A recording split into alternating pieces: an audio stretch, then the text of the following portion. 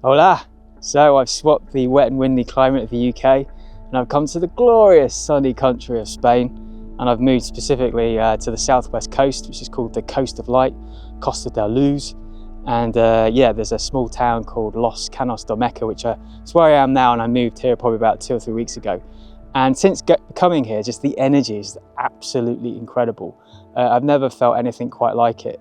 So I'm just so happy, A, that I'm here, and B, that I'm feeling these energies, because obviously the UK has been hit quite hard. There's a lot of quite dystopian news.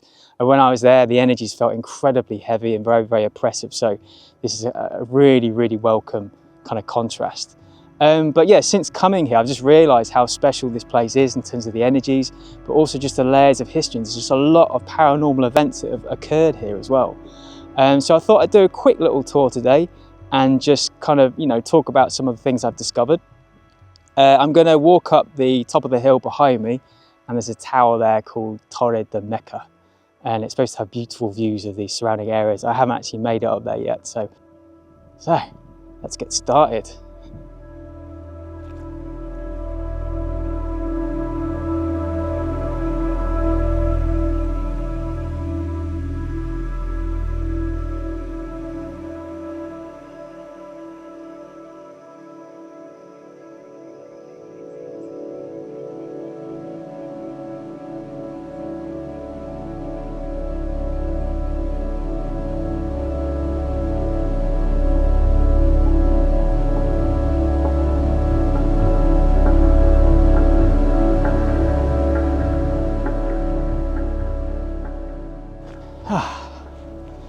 Isn't that nice? Surrounded by nature and a lot of pine trees. They're not the usual pine trees I'm used to. They're very sort of otherworldly, blancmange-like, like big mushrooms. They're quite cool. But yeah, they completely cover this hill that we're going to walk up today. But yeah, so going back to Spain, I'm quite new to the country of Spain. I've been to a few cities previously, like Barcelona and Madrid. So this whole kind of southwest region is completely new to me. This is part where I'm at the moment is Andalusia, and in Andalusia there's 8 different regions. And this is one of the regions, which is called Cádiz. And Cádiz, which I released a podcast on, that's the capital of the Cádiz region.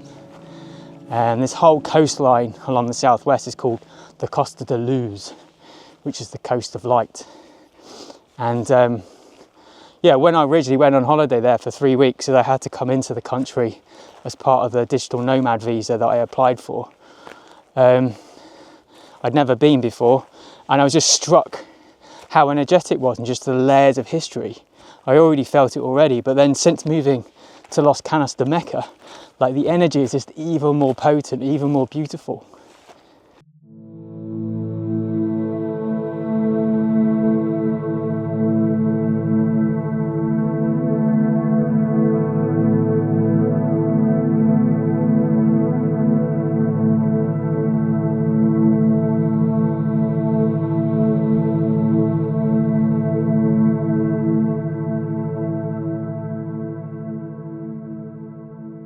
It's quite an interesting story, the reason why I came to Spain, apart from the visa process being slightly easier, which definitely swayed my decision.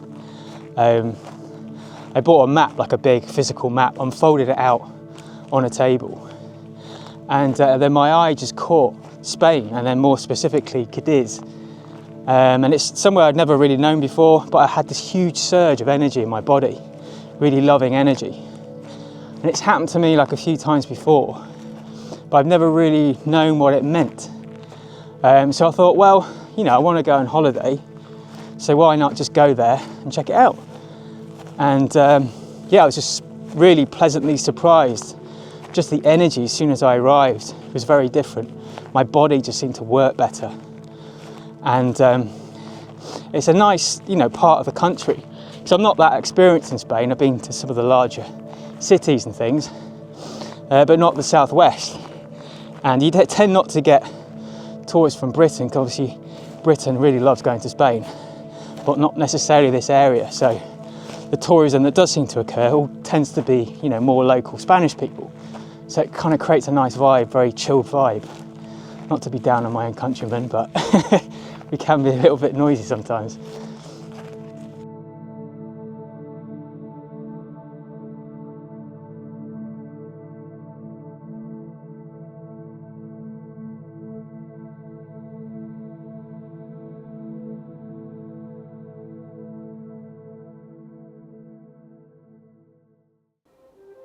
Looks like I've made a huge error. I've gone the wrong way as usual. I always do this. Now I have to walk up this humongous hill. I'm going to show you. Yeah, gotta walk up that to get to the tower. While I do that, I'm going to try and tell you about the waters of Caños de Meca. Let's see if I can do this. Maybe this is a bad idea. But I think a huge spiritual component and to the energy of this place is water. It always is. When you come across these, particularly in the UK, a lot of the megaliths, Avebury, huge component of the spiritual energies, and the reason why they're there is due to the spring water. A lot of people might know it as feminine water or primary water, being incredibly spiritual compared to rainwater, which is very different. And I think the water plays a huge part to why the energies are so good here. This is very difficult. And underground springs. And that is in the name, because Los Caños de Meca is pretty much when the Moors came here to take it over under the banner of Islam.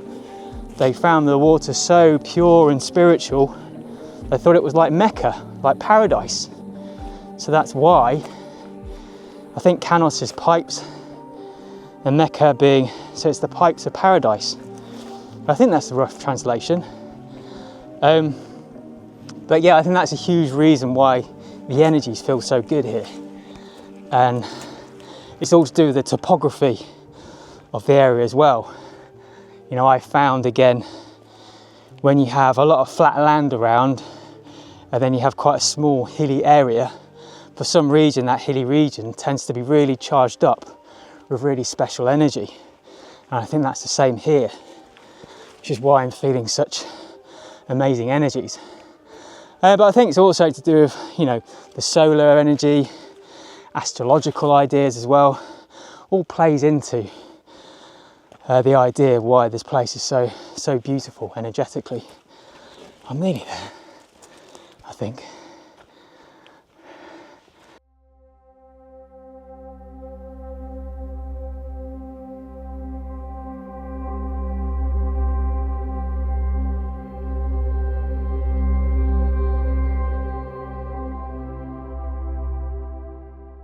There's been one thing about living here that I haven't been best pleased about. It's been the amount of big insects, and I literally nearly walked into this web and I noticed this humongous spider in the centre of it. I'm not even sure you'll be able to see this on camera, but it's effing huge.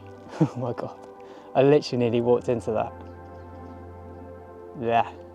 Oh, there you can see it, you can see it. Don't know if it'll focus on it, but it's massive.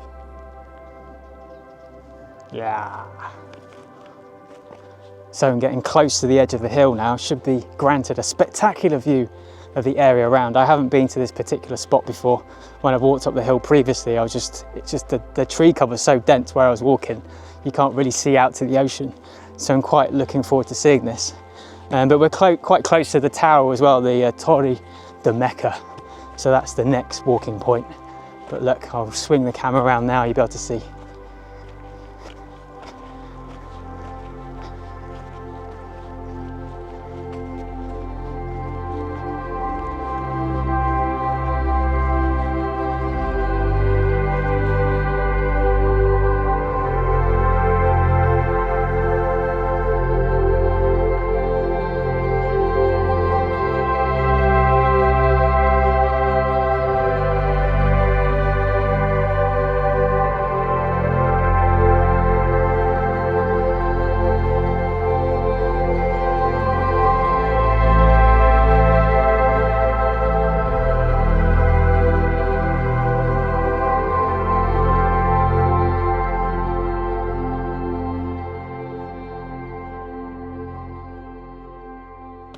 So that was a beautiful stop at the view. And now heading towards the Tower de Meca. And yeah, this tower was constructed essentially as an observation point, because if you had all these pirates invading you all the time, you wanted to have a high position, obviously, to be able to preempt an invasion. So there seems to be a lot of towers dotted around. There's one here, and there's another one on the coast. I can't remember the name of that one, but I might go and see that one today as well. So anyway, onto the tower. So the tower comes into view. Torre de Meca, said in my faux Spanish accent.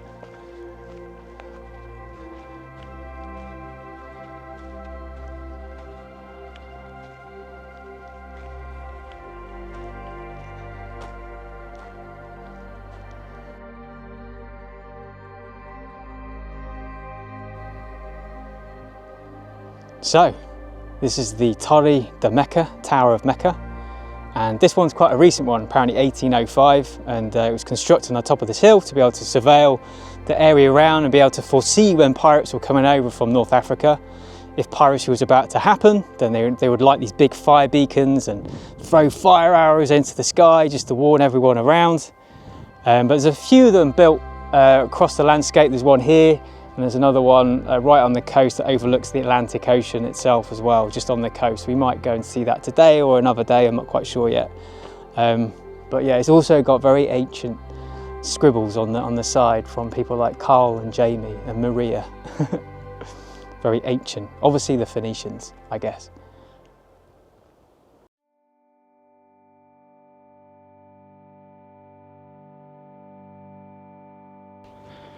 So where are we going now? What goes up must come down. I've got a couple of things, more than a couple, things to talk about. I'm heading off to the Trafalgar Lighthouse, which gets its name, I didn't realise until I moved here. It's all interlinked with Napoleon, Battle of Waterloo. There's lots of interesting paranormal stories linked to that. City of Atlantis, there's some stories about that. And also really famous UFO interaction with actual beings with inverted pear-shaped heads. How weird. Which then transform into humans wearing jeans nonetheless, and they magically disappear into the town, which kind of begs the question, how many people walking amongst us are actually human? So this is a good case study to get you thinking. So yeah, going to be discussing that as well. So as I casually make my way down without falling over, I will talk you through it.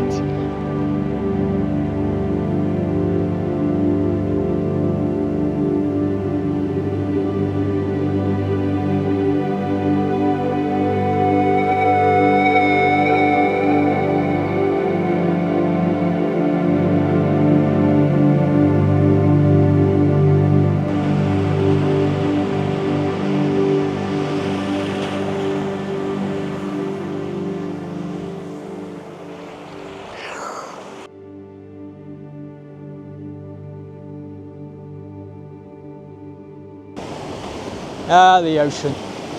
So the Atlantic Ocean is to the right of me here, and to the left behind me is the famous Trafalgar Lighthouse.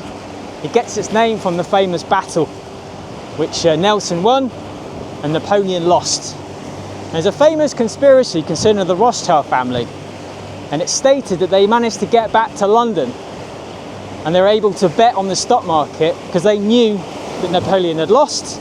So they betted a hell of a lot of money in stock, and they won, obviously, because they had the inside information.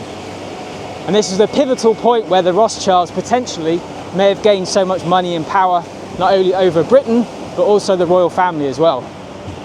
I don't know if it's true, but it all kind of interlinks.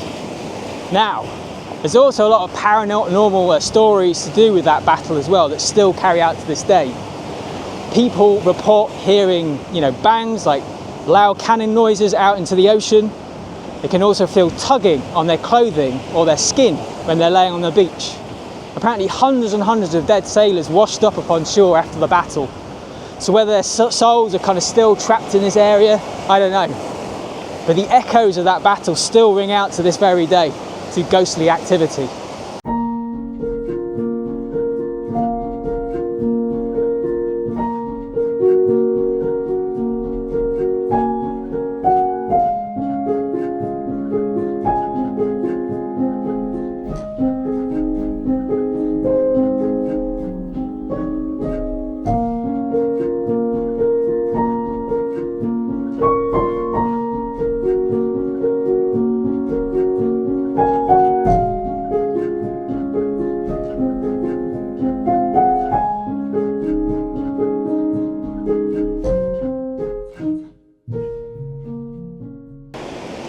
As we're close to the ocean as well, I can talk about, if you ever read Plato, he talks about Atlantis being located beyond the Pillars of Hercules. And Hercules is directly south as I'm walking here. If you go towards Gibraltar, which is still under UK control, that is the location for the Pillars of Hercules. And he determined the fact that Atlantis was beyond those pillars. So whether that placed Atlantis further on south here, or maybe around this area, there's been a lot of divers. People have explored the ocean depths around here and they've found strange architecture and also geometric patterns. So who knows? I know in a previous podcast near Cádiz, people speak about Atlantis potentially being there. Whether it's Atlantis or another different civilization, who knows? But again, this area is just steeped in so much mythology and like lost history. It's amazing. But also, lots of stories to do with USOs, which I think is unidentified submerged objects, which are opposed to UFOs, which are in the sky. These are objects that are found in the ocean. And there's countless stories to do with strange craft coming out of the ocean and going into the sky. And whether that's linked to the US military base further up north in Rota, I have no idea. But again, when you find really potent Earth energies, there's lots of stories to do with orbs, UFOs, and in this case, USOs, which is to do with the ocean. So yeah, amazing.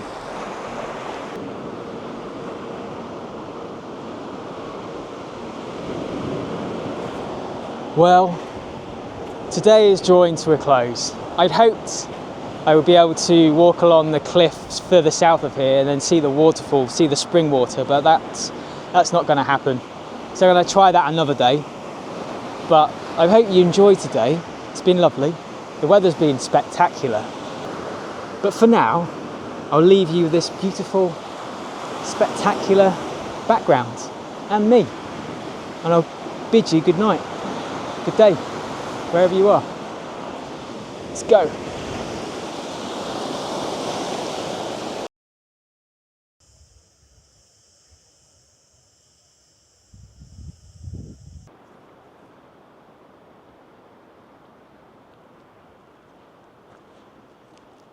What are you doing down there? Oh look, it's Wednesday. Last time I was walking around with you, it was Friday. Today's plan is to check out the sacred waters of Caños de Meca, the pipes of Mecca that's supposed to come out from the cliffside. And also got another small little idea to go over to the Torre del Tajo, which has a couple of rather interesting stories. So come on, let's go.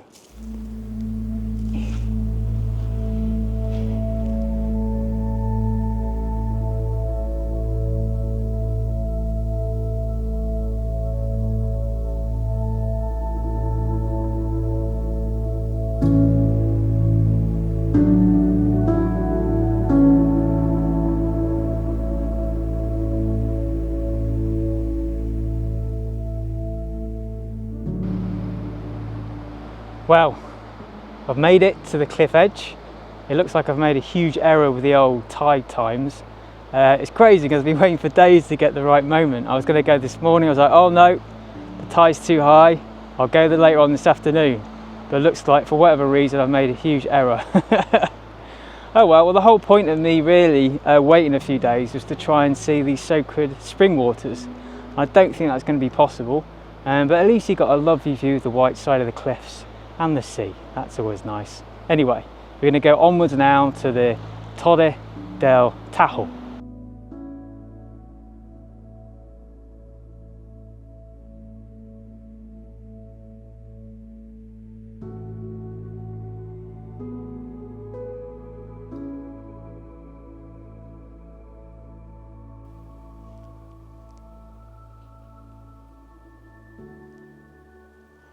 Again, I find myself in a forest alone, talking to myself and a camera.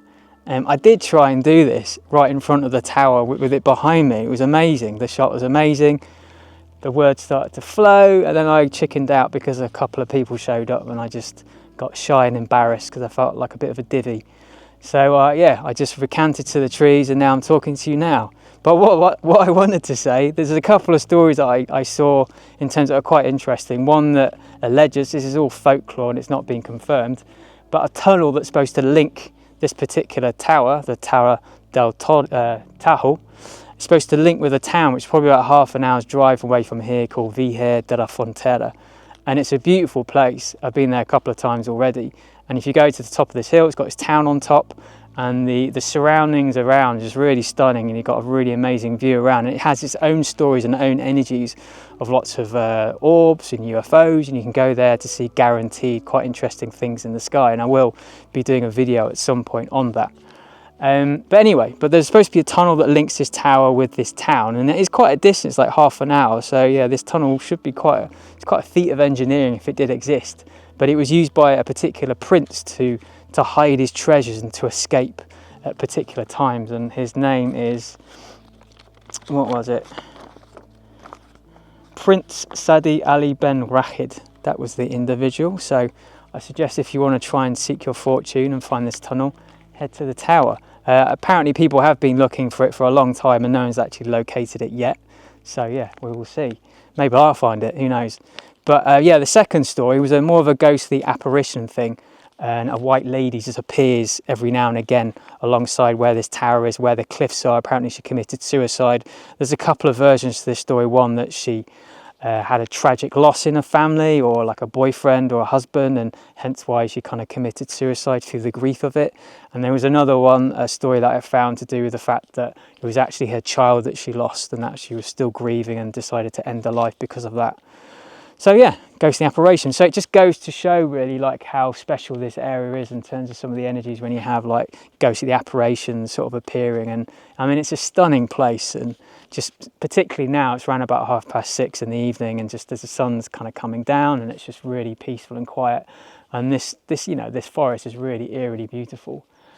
But anyway, this draws this video to a close. I hope you enjoyed this new place that I've come to, Los Caños de Meca. I intend at a point to sort of deep dive into some of the areas that I've been to over this video in more detail, particularly the Battle of Trafalgar, really fascinating, and the Con-Il interaction with this kind of strange inverted pear-shaped being that came out of the sea. Definitely going to do a video on that. And then Villa de la Frontera, which I just mentioned now. So yeah, anyway, I hope you look forward to that, and it's been great showing you around, and I'll see you later. Bye.